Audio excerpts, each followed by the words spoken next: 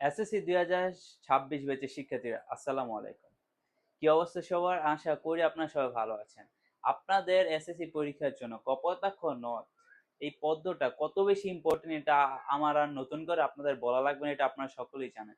আপনাদের জন্য সব ধরনের বোর্ড অ্যানালাইসিস এবং অন্যান্য সব ধরনের সাজেশন অ্যানালাইসিস করে আমি আপনাদের জন্য জাস্ট 5টা সৃজনশীল রাখছি। হ্যাঁ, এই 5টা সৃজনশীল যদি আপনি ভালোভাবে কমপ্লিট করতে পারেন তাহলে আপনাদের বোর্ড পরীক্ষায় খুবই ভালো একটা রেজাল্ট আসবে এবং আপনাদের বোর্ড পরীক্ষার মধ্যে এখান থেকে একটা কোশ্চেন আসবেই।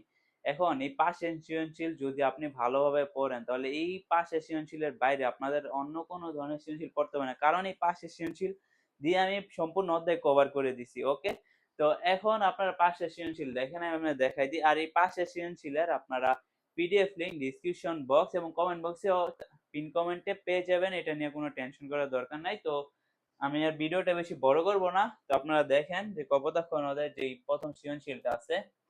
ওকে, তো আমি আপনাদের প্রথম যে সৃজনশীলটা আছে এটা একটু পড়া দিই।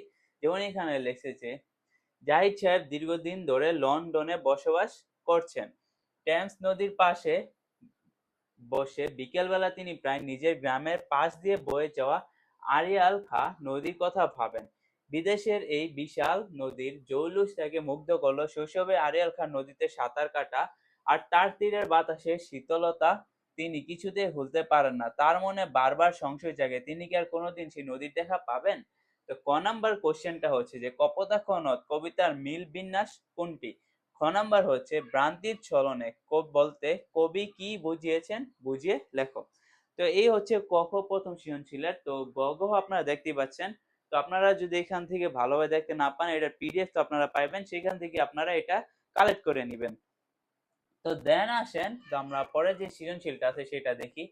তো উদ্দীপকটা আমি পড়তেছি না, ক খ জাস্ট আমি বলে দিচ্ছি ক খ কতটা বেশি ইম্পর্টেন্ট আপনাদের সৃজনশীল প্লাস আপনাদের অনুধাবনমূলক প্রশ্ন, সংক্ষিপ্ত প্রশ্ন যে আসে সেগুলোর জন্য। দেখেন যে মাইকেল মধুসূদন দত্ত কোন গ্রামে জন্মগ্রহণ করেন?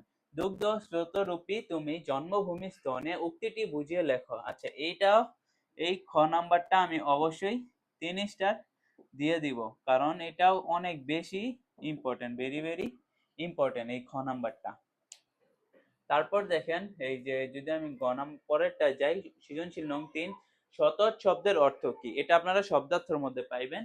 খ নাম্বার হচ্ছে কপোতাক্ষ নদ কবিতায় কবির মনে কোন সংশয় প্রকাশ পেয়েছে ব্যাখ্যা করো। তো এগুলো খুব বেশি ইম্পর্টেন্ট। তারপর দেখেন সৃজনশীল প্রশ্ন 4-এ যাই।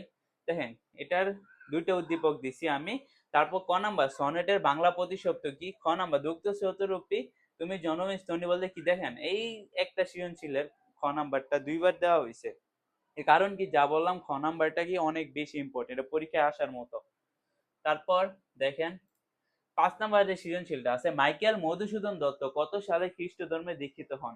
অষ্টক ও ষষ্ঠক বলতে কি বোঝানো হয়েছে? তো এই প্রশ্নগুলো আপনারা খুব ভালোভাবে পড়বেন, এইগুলো কিন্তু পরীক্ষায় আসার মতো সব ধরনের কিছু অ্যানালাইসিস করে এই পরীক্ষার জন্য এটা বানানো হয়েছে। তো এটার পিডিএফ আপনারা ডিসক্রিপশন বক্সে পেয়ে যাবেন।